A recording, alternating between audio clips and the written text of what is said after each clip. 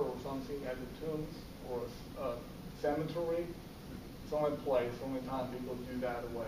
So you don't want to show that at the table. So be careful for that. I mean, if you really did it, if you're right, you will be excused because you're not really from there. All right, no Chinese ever drinks. You know that? So you won't have any alcohol in China? No. Actually, there's a no-age bar for drinking. So you see a 5 years old kid having a small cup of beer or wine. It's okay in China. It's legal. So drinking is not illegal in China. Anybody can get a drink. Anybody can get a cigar and use it.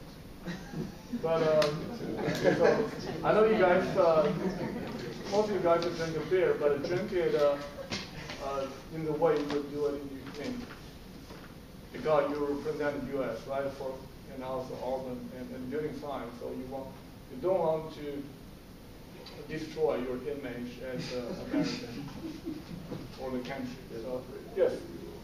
Is it true that like American cigarettes are really popular in China? Yeah, some brands. Chinese people really like Americans offer them American cigarettes. Especially in the past, like 10 years ago, American brand cigar means a lot. All right, like Marlboro or something, Winston, some brands, I never smoke. But those brands used to be really expensive. Means allowed to Chinese, but right now Chinese authentic brands much more expensive. So some brand buy for a carton for $100 per carton. So that is expensive. So if we took them to it, they'd be happy. Yeah, and also when you and also passing a cigar is a way to make friends, or especially in the construction business, you got to smoke. That's another reason why I came to the States. I couldn't smoke. All right. I couldn't do the business. But people will pass the cigars around on job site. You're supposed to get it. You're supposed to smoke. If you don't, just say no. You never smoke. If you smoke one time, next time you don't accept it, that means you're mad. You're not happy. It's not applied. So if you don't drink or don't smoke, never do it in China. I mean, do it a few times, don't another times. It's no good. All right, and also public smoking in China there's no ban to smoke inside. So we see a lot of people smoke in the restaurant and train station. So just something you got to be aware of, especially in restaurant. So when you get dinner, you find a good spot where the ventilation is good, or near the door, near the window. And also the AC is not as cold as in the States. Neither in Europe. So the AC is sort of like warm.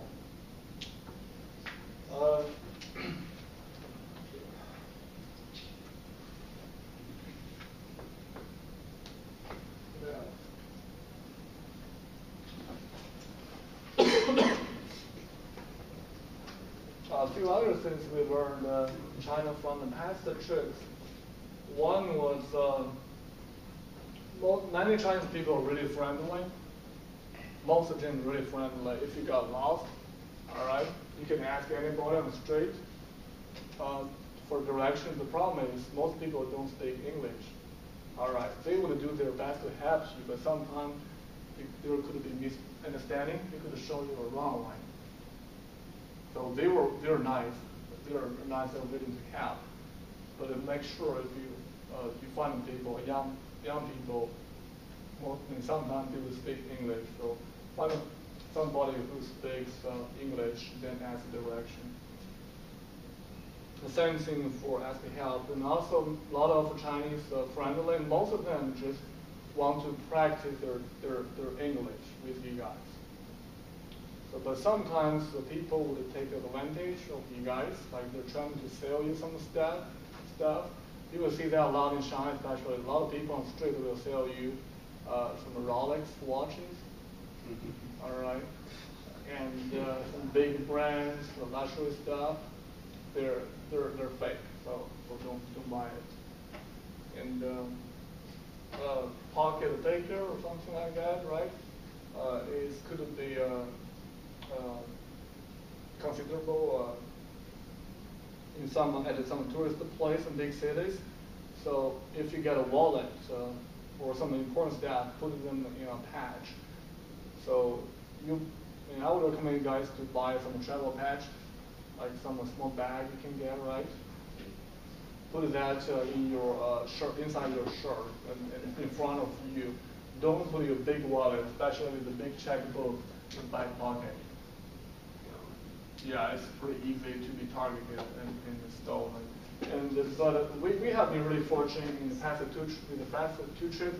When you get one camera stolen from a guy in your group, so we were at a really busy, crowded place in China. He put his camera outside the backpack, then put the backpack in his floor. So he lost the camera. It's $200 to $300 camera. That's only happened. I know. So but most times people just get their passport and their cash or the bank card, cash or a small bag, put that under their shirt. Have that with them all the time. And the Chinese money, to travel in China, money is still kind of quite a cash business. You're going to need some cash.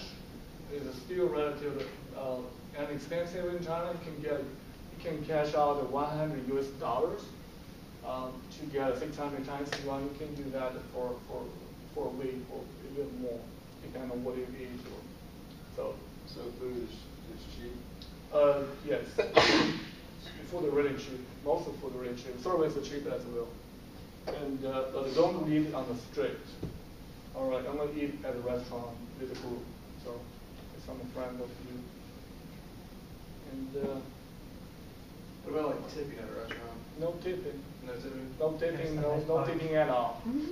No tipping at all. Don't worry about a 10%, 15%, 20%.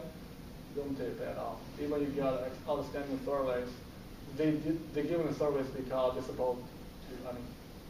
They don't intend to get a tip. So don't feel bad if you don't tip people. That's the Chinese culture. In fact, a lot of times, even if you try to give them, they will not accept it. Or many times, they find it as their insult. So once you reach the dinner, you will notice that all the waiters who will be serving you, they will become in a group and they will greet you, and you can just smile to them. But so that's more than enough. Yeah, like restaurant group dinners, each table will have one or two waitresses or waiters just serving you. They will refill your drink or change your place constantly. That's their job. So no need to tip them. Anything else? I know you guys will have a lot of questions. Something you can figure it out really quick, easy in China. Something, but you will learn some lessons, maybe hard lessons. But those will be a good experience anyway for your life. A couple of things which I would like to advise you. First of all, you don't need to carry a lot of cash from US. So always you can put the money in your bank account and use it using your ATM cards. Now once you pick your bank, then there are some banks which charge a lot for foreign transactions, where some do not charge. So for example, I found that if you have an account with Compass Bank, they charge only $2 per transaction and they give you the best exchange rate. Whereas Wells Fargo charge you $5 per transaction, Citibank charge you $10. So it's not a bad idea to open an account at Compass Bank, and you can basically withdraw your money all over the world, in China as well as in Europe. And you don't need to withdraw the big amounts, maybe at a time 100 yuan or 200 yuan could be enough. Once you finish it, then you can draw some of it. And second thing, that you can also use credit cards in most of the places in Europe and in China as well. Now, credit cards are also sometimes attached with a foreign transaction